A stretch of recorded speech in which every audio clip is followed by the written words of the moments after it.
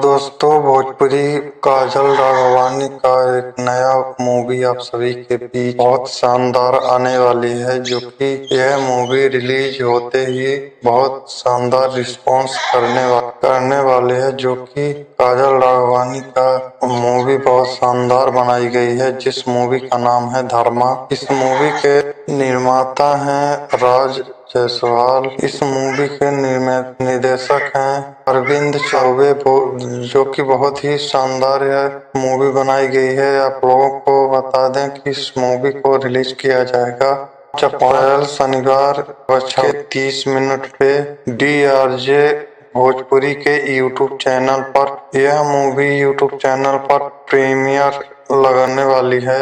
DRJ Bhojpuri के YouTube channel पर जाकर देखिएगा, बहुत ही शानदार यह मूवी बनाई गई है। जिन लोगों को यह मूवी पसंद आएगी तो कमेंट सेक्शन में जरूर बताएं। धन्यवाद, थैंक यू।